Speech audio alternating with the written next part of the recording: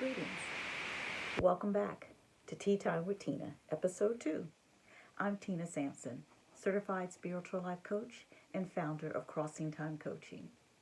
I sure hope you were with me last week, but if you weren't, let me introduce you to Crossing Time Coaching. That is my social handle on all platforms and my website. So please go check us out. See the services that we offer that possibly could support you in helping you to identify and set goals for yourself. But most importantly, to have someone to partner with you, to hold you accountable to meeting those goals. My aspiration is to be the best coach ever for you. Let's grab a cup of tea, little tongue tie there, and let's sit back and talk for a few minutes. Last week, we talked about the importance of reevaluating and reassessing our relationships. We looked at it at three areas. First, relationship with yourself. Are you in a healthy relationship with yourself? How do you do that self-talk within yourself day to day? And maybe beginning to remove some things out of your life that should no longer be in your life. So I also challenged you to a 21-day challenge to begin to reevaluate, reassess, so that you could begin to change behaviors to create new habits. Because that's how long it takes to create and remove a bad habit out of your life. We then went into relationships with others, because that's so key and critical to how well we are interacting with others in our life. Do we have relationships with others that are toxic, that no longer should be a part of our life? Because we want to cultivate good behaviors and good relationships with ourselves, with others. But then we looked at the third aspect, most importantly, is your spiritual relationship with God, with yourself, with God in that relationship, and how are you cultivating it. So now we're going to step in to episode 2, and we're going to talk about experiences. Now I've got quite a bit I had to say here today in a short period of time, because I'm not going to hold you long.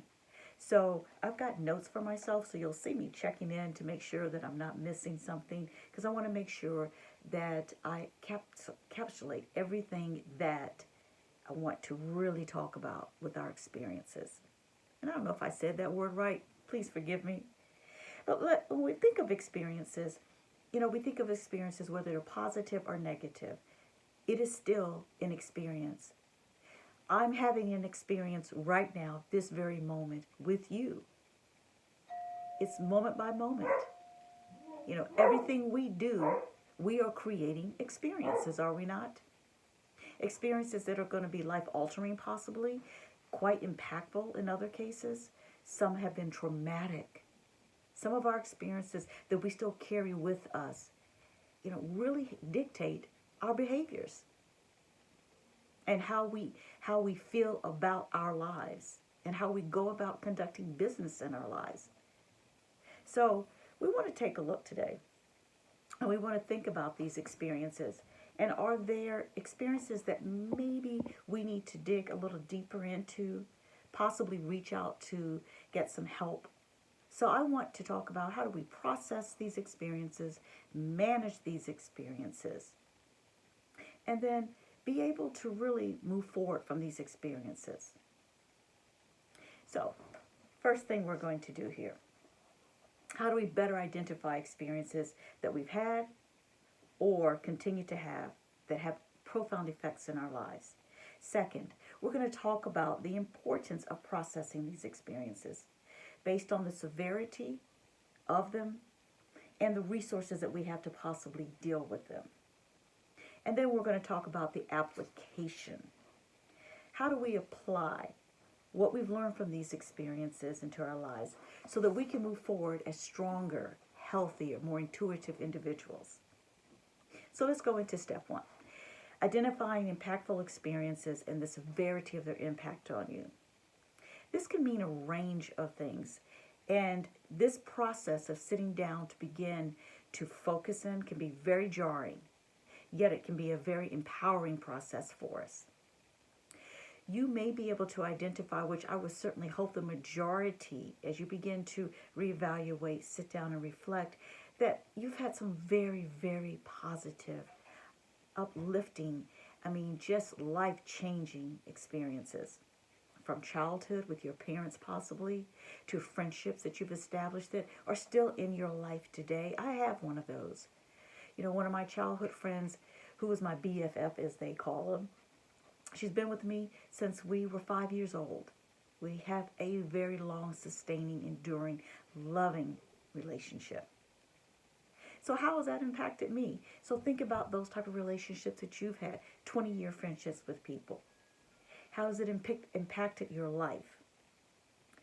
What I'm saying here is that whether it's positive, something that's helping to move you forward, or if it's something that you find that you've suppressed, that you've asked God to really erase the memory of that experience because it was just so traumatic, so devastating, painful, hurtful, that you didn't feel that you could cope or deal with it if you kept the memory of it. Well, sometimes, to move forward, we have to look back. We have to think and reconsider, how should I be dealing with that past experience so that I can break through, so that I can truly, possibly forgive if I need to. And that requires help sometimes. It could be a professional therapist, a psychologist, a psychiatrist, but it could be someone like me, someone at Crossing Time Coaching that can support you just in being able to free yourself of those thoughts, those emotions, someone to help you that's going to be empathetic and just sit and listen. And then give you the opportunity to begin to set up those SMART goals that can help you to begin to move through these experiences, free yourself of the emotions tied to those experiences, and really set yourself free to move into your next. Everyday experiences take time. When you're trying to begin to break yourself of some things, free yourself of some of these past hurtful experiences maybe that I've just mentioned to you. So you may want to begin the best that you can to become more conscientious of your day-to-day experiences, because we're having them at every moment, every interaction, every phone call we take. Any choice we make in our day is an experience of how it is affecting us. Some of those experiences you may hold on to throughout your day. For an example, you wake up in the morning, it's the first thing you do is grab your phone and start scrolling through.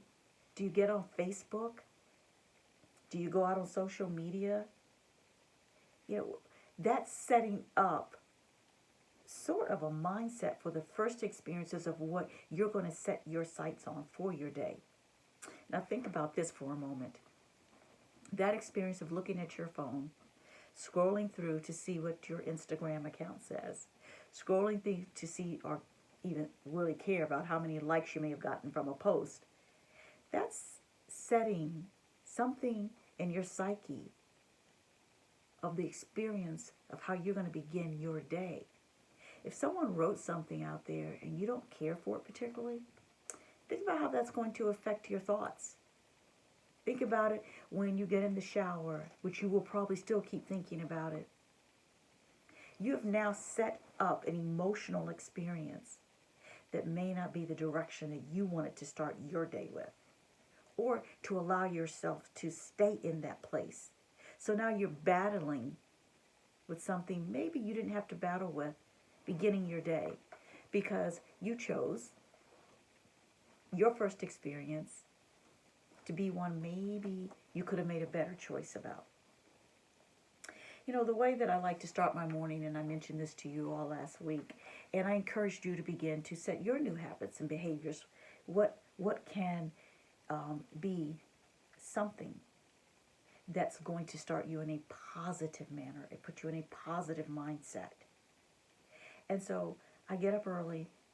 I start my day in my morning devotions and prayer with the Lord, thanking Him first and foremost for a new day, for the strength and health that he's given me to get up out of my bed, just thanking him for all things, setting my mind, setting the course for my day, that regardless of what I may encounter in my day experiences, I have now intentionally set my mind on what the Word of God says for me and his promises that he's given me. And that whatever I encounter throughout the day, in the many experiences I'm going to have, I'm going to be drawn back, or allow myself to be drawn back in to those moments, to those times in the morning I started with the Spirit of God telling me who I am in his word and who I am in him. So that maybe I won't be as emotional if and when I pick up my phone, choose to go out there and look at the social media accounts, choose to read those things that people may have posted, and it doesn't sound as positive or uplifting as I would like it to be. But I won't be so crushed by it. I won't even really have any real lingering effect or thought about it. Because I recognize I'm not living by what someone else says, but I'm living by what God says. I want my experiences to be rooted in the foundation of him and his word for me.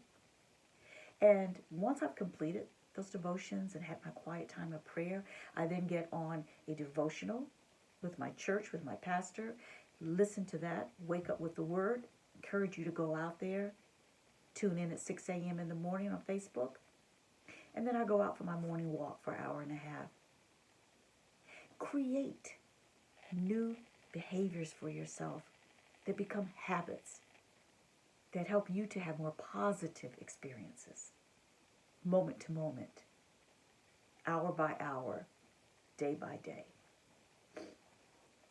As you continue to evaluate, think on your experiences that you've held on to, as I mentioned, that maybe you shouldn't be holding on to anymore. And it's time for you to seriously consider doing something to help yourself move past those experiences, because it becomes bondage for us, emotional bondage. And it does affect how we respond to others, how we even consider thinking, doing things in our life, because we still may be holding on to some things we no longer should be. Again, let Crossing Time Coaching help you with this possibly, if we can do that for you. Processing these experiences. So once we look at the impact, the good, the bad, the indifferent, the ugly, the highs, the lows. Now, what am I going to do with these? How am I going to handle this again? This can take months to work through. And that's why I invite you to partner with us at Crossing Time Coaching. You may need us just for a short season in your life, or you may need us for years in your life. And yes, there are people who work with life coaches for years. Every good coach has a coach.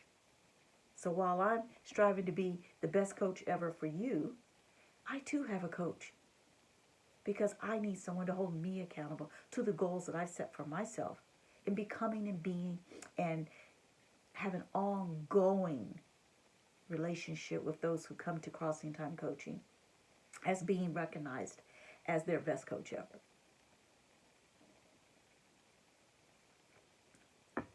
And as you begin to process those experiences and allow Crossing Time Coaching to help you unpack them, to move through them, just to be wherever you are in them and learn from them. Let's talk about what you learned from those experiences and what you need to throw away and what has helped empower you to move forward. Then we're going to wind it down and look at the application of moving forward from those experiences. You know, some of the best experiences of my life, getting married to a wonderful man that I'm still married to, almost 30 years, 2 wonderful sons, great experiences having children, looking at their lives, watching them as they have experiences and created new experiences every day in their life and as they're moving forward. But you begin to think about What are going to be your coping mechanisms after you have processed these experiences?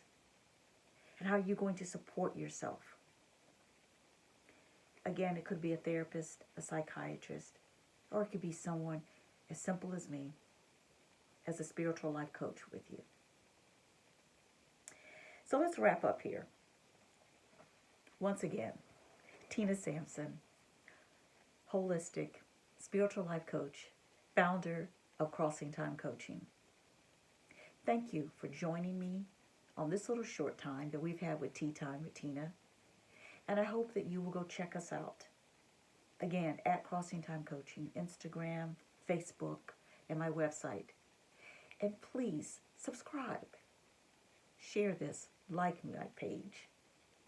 I would love to have you come back. So, look forward to 2 Minutes with Tina on Thursday, where I will take 2 minutes to introduce the next topic that we will talk about next Tuesday with Tea Time with Tina. So think of the T's. Tea Time with Tina on Tuesday at 7. 2 Minutes with Tina, Thursday at 7. It's the T's. Thank you for joining me. I hope you enjoyed your tea time. Until next week, peace and blessings.